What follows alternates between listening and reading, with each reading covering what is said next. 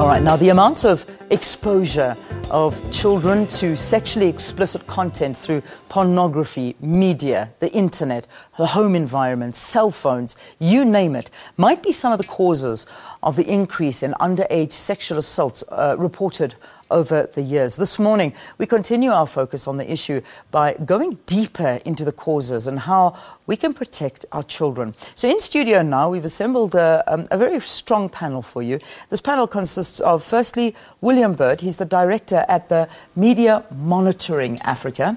Janine Raftopoulos is Manager of Communications and Public Education at the Film and Publication Board. And Dr. Shaheda Omar is the Director of the Teddy Bear Clinic. Thank you so much, all of you, for being with us here on the program. Before we start the conversation, let's take a look at this next clip. Our members did go to school and they established that these kids were underage. And in cases like this, where the kids are underage, they are only referred for counseling because they are not criminally liable. I'm speechless, man. What has happened here is something that you don't expect at the primary school.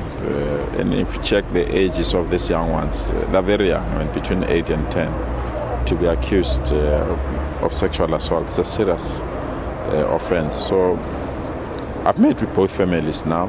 We are at peace for now. That does allow the law to take its own course. What complicates the process is that these families are related, and that makes the situation very difficult. But we've set out the process. We'll meet with the parents. We've asked our social workers to intervene immediately. And beyond that, we'll convene with other parents. It's a very bad trend. If you check that, last month I had 3 kids under the age of 10 that were also sexually assaulted by other boys. So it means we need to overhaul all our protocols relating to managing this kind of issues. We need to refocus and really prevent this trend. And I'm willing to work with the NGOs and other organizations to assist us to deal with these matters.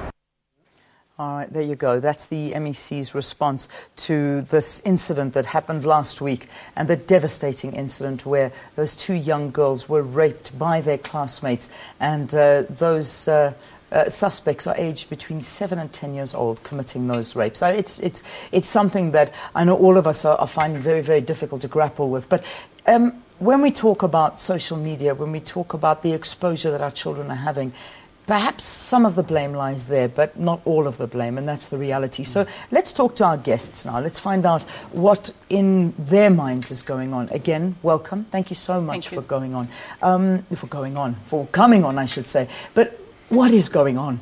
I have to use that phrase. What is going on with the youth in our society? I think, Leanna's, from the Film and Publication Board perspective, if you think we did a survey in about 2008, and it was across 3 schools in South Africa, about a sample of about 1,000. 3 years ago, 7 to 12-year-olds were saying they were sexually active, and it was leading towards rape. That was 3 years ago. 3 years ago. Okay, so if you look at it today, I believe that number could easily be doubled. We do our outreach programs where we go into schools. Schools either call us to talk about the online space specifically, social media, because of the access. Easily 99% of our kids today have access to the social media space because of their cell phones. Yeah. And we've seen a marked increase in sexual violence in schools. Rape, teacher to student. Rape, township, man to the child. To the child that's home unsupervised because their mother's working. Or maybe it's a parentless home, for example. And we are seeing an increase province by province. Yeah, that's... there you go, in black and white. That's the reality. That is the reality. So, I mean, when you look at those numbers and we see incidences like this, there is a huge relation between what our kids are seeing and what they are subjected to. When I was growing up, that didn't even exist in my life. And hence, I suppose, the behavior of my generation was a lot more secure and modest to what's happening in this day and age. And that's real. We're moving with the times. Or are children moving with the times, William? Is this now becoming our new reality? Well, I think you gave a clue to it. You said this wasn't your reality when you were growing up, and you're right. Our children are exposed to thousands or millions and millions and millions of images on a daily basis. They're just bombarded by media at every which way they turn, be it on radio, on television, on driving to to school, on whether they're walking, it doesn't matter. They've been bombarded by media. So the way that it's shaped their existence is that it's part of their lives, which to many of us adults, and particularly some of us older ones, it wasn't our reality, not nearly to that extent. Now it means two things. The first is that in our age it was a lot easier to regulate media and to say, okay, we're going to make sure we protect in this particular environment, because you could. It was a lot easier. You could say, we're going to search children. Are there any porno mags at the school? No, there aren't, because you can go through their bags, right? But with this, if children have a cell phone, it's very, very, very difficult to actually police that kind of thing. Because the moment you do, there's a geek who can find their way around everything that you can put up for them, which means that what you have to start to do is start making sure that children are the ones who start to self-regulate. And you have to give them the kind of skills that give them the ability to say, this is something that I want to see, this is something I don't want to see, and then critically what they do about the kinds of things that they do see and do get exposed to, because they will be exposed to the stuff. That's the reality. Yeah. What you have to do is mitigate the kind of stuff that is there, and at the same time show them the massive potential, because in as much as we see this explosion of social media generally as a bad thing, it's also got fantastic possibility for challenging exactly these things. Yeah. You can now challenge gender stereotypes and what children can do in ways that are 1 billion times more powerful than you ever were before. Yeah, I mean, it does go without saying. There are huge positives, but detrimental negatives. Indeed. And this is where I want to bring in the work with the Teddy Bear Clinic. And Shaheda, I mean, we see this incident happening last week, and as young as 7 years old committing rape.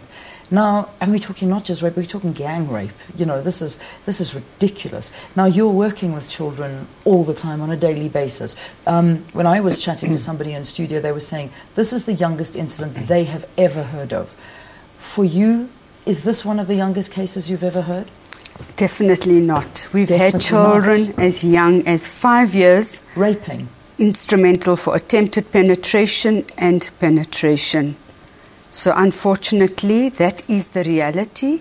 Yeah. And just for the viewers to also understand that 44% of sexual assaults are committed by children against other children. Wow. Children are a reflection of the macrocosm, a reflection of the broader societal context. When you talk to these children, and I want to get an understanding, where do they get it from? Is it that they see it in the media? Do they see it at home? Is it that they are sleeping in a room with their parents who are having sex in front of them, or their mom who is bringing someone home, or their dad, and numerous partners? What is the reason that they give for why they want to commit these acts? That's a critical question, Leanne. That's one of the risk factors. I think the risk factors that have already been identified by both Janine and William, the bombardment of the sexual images, explosive exposure to the media, but also one needs to look at another risk factor, poverty. And if we break down poverty, the overcrowding, we know that many families, 20 people could be sharing one room, or living in a shack, or living in a small home where they are exposed or witnessing sexual behavior by significant others, be it family members, relatives, friends.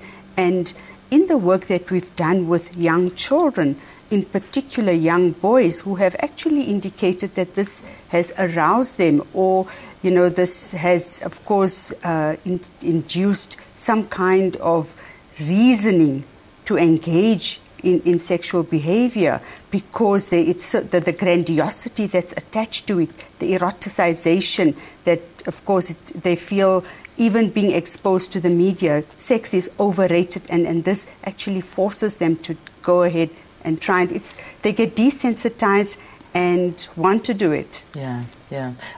What I want to find out, I know we are running out of time. I am listening to my director, but I want to just get another view on this.